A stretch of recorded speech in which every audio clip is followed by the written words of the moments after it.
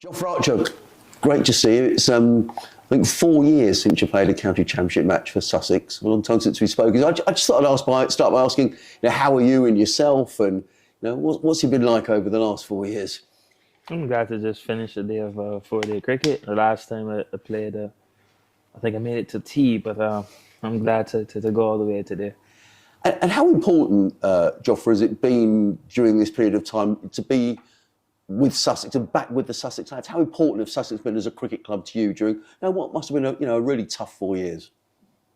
It was tough, but also like I was lucky enough to be given the opportunity to go home and do some rehab and do some training there. So as tough as it may seem, I guess being home for most of it kind of dampened the blow. But Sussex were very accommodating as well.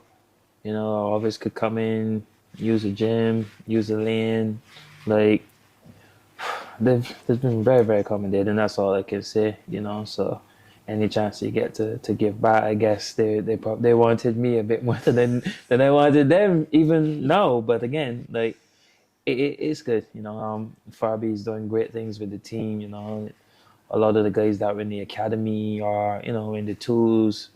When I was in the first team, they're here in the first team now, and all the boys are looking good. So the club's going places. Well, we're in Div 1. Like I've never played Div 1 before either. So that just goes to show. And I notice sometimes when I'm down at JOFRA, at home JOFRA, when you're around, I see you're sort of out with the lads in the outfield when you're doing your exercise. Things like you enjoy being around this group as well. Oh, definitely. Not just because you're contracted with the club doesn't mean that you're going to enjoy the other boys, enjoy the coaches. But I do, and I guess that's a bonus. It's been a long road back, JOFRA. Did you ever think that you might not play red ball cricket again? Was there ever anything in your mind you thought, oh crumbs, is this ever going to happen again?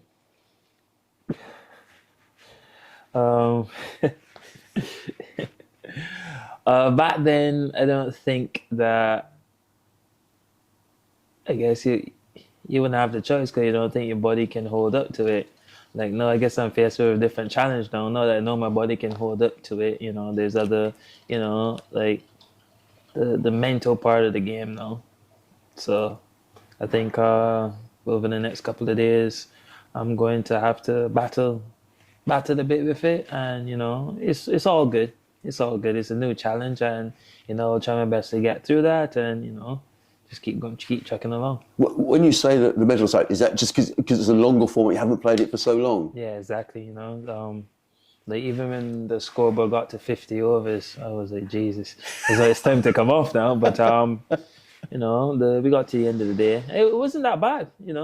I guess doing it session by session, it was okay. Obviously the pitch didn't do much today. Today could have been the longest day I've ever had, and not because it's red ball cricket. I've been in the field for 2.5 days already, and it still didn't feel as long as today. So yeah, I guess when the ball is like moving around, and if you're getting something off the pitch, it feels a bit more exciting. So yeah.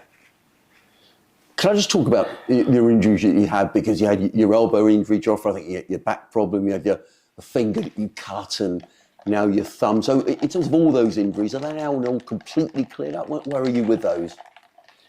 I feel like in my fish tank, I don't really. It's more of an accident than an injury, to be fair. If I get cut in the kitchen with a knife, no one's going to call it an injury. So it's similar. Obviously, with the thumb again, I don't really class it as an injury. Got hit while it was batting, as we do all the time. Just unfortunate that it fractured. And to be fair, if it hit any other part of the body, probably would have fractured it as well. If it was my left thumb, I would have been able to carry on and no one would even know. But obviously, my bowling hand, so I had to give it a bit of care. But injuries are injuries. Nobody gets injured on purpose. Nobody knows when they're going to get injured as well. We can do all in the gym, all the rehab, prehab. We can do whatever. But if you're supposed to get injured, you're going to get injured. There's nothing you can do to get away from it. And how is the elbow now? Because has that been the main problem over the last years, I suppose?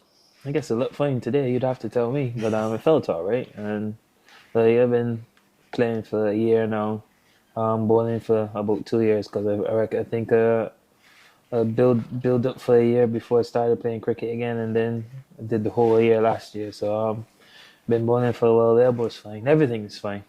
Everything's fine. Which is great to hear. Today, Joffrey, you bowled 3 spells, 4, 6 and 4. Was that pre-planned? Did England have any stipulation about when you could bowl or how often you could bowl? Not really. There were no restrictions on this game, so whatever I did, I did.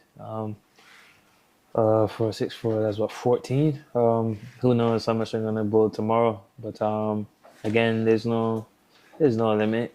Obviously, it can't be a limit. If you look at the test match, I think they were in the field for a day and a half or something like that. So, I can't have restrictions if you're potentially gonna go in. So, yeah, try to put yourself in the best. I guess you put your body to as much pressure as safely as possible to put yourself in the best position. Did you, when you came back for the 3rd spell, was that quite a tough spell? You felt okay? Now I'm more mentally again. Like, this is probably the first game I ever played that the ball didn't really do anything. You didn't really get much help off the wicket. So again, it was more mental than actual physical.